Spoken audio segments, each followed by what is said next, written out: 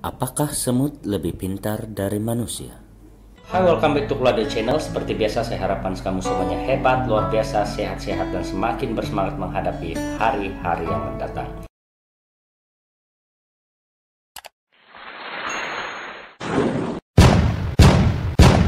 Jadi kali ini saya akan berfungsi tentang satu topik yang memang menarik, di mana kita akan belajar daripada semut. Kita semua tahu semut itu apa? Semut itu adalah antara hidupan yang terkecil di dunia ini, yang kita selalu nampak sentiasa jalan berkumpulan, jalan sebaris, dan ada waktunya kita dapat melihat mereka mengusung makanan itu bersama-sama. Jadi apa yang kita dapat belajar daripada semut? Mengikut kajian, semut ini biasanya akan mengumpul makanan pada musim panas. Musim panas untuk persediaan mereka, bekalan makanan mereka itu pada musim sejuk ataupun musim hujan. Di tempat kita hanya ada dua musim, yaitu musim kemarau dan juga musim hujan. Jadi semut-semut di Malaysia ini, semut-semut yang hidup di hutan Khatulistiwa ini, mereka mengumpul makanan pada musim kemarau untuk persiapan makanan mereka, bekalan makanan mereka pada waktu ataupun musim hujan. Jadi yang pertama yang kita dapat belajar adalah perancangan masa depan.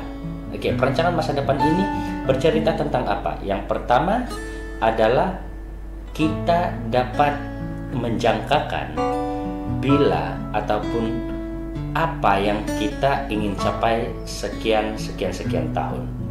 Ataupun yang keduanya adalah hal menabung. Jadi semut-semut ini mereka tahu musim hujan itu akan tiba. Jadi peluang mereka untuk mencari makanan hanya pada musim panas. Oleh karena fisikal mereka, size mereka itu terlalu kecil, adalah sukar bagi mereka untuk keluar mencari makanan pada musim hujan. Mungkin kita pernah menonton film-film ataupun animasi-animasi tentang semut ini.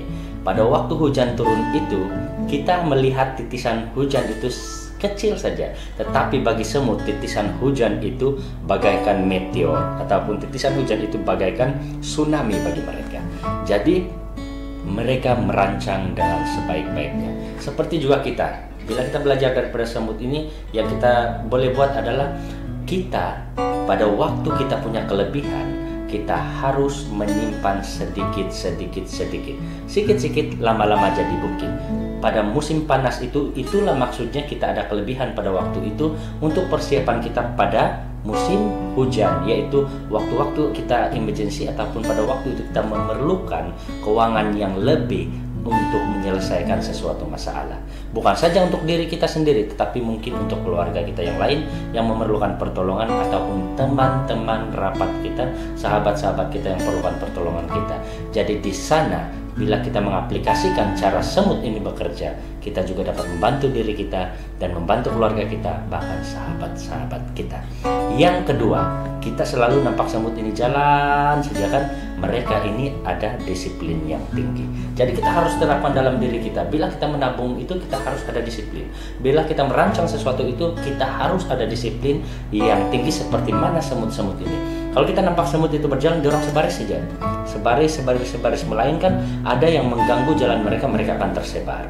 Jadi kalau kita tidak berdisiplin, sebagai contoh dalam menabung, kita sudah tetapkan 100 satu bulan, ataupun 50 satu bulan, ataupun 10 ringgit satu bulan, tetapi kita tidak berdisiplin sehingga kita skip beberapa bulan, memang sukar untuk kita mengumpul keuangan bagi musim hujan kita.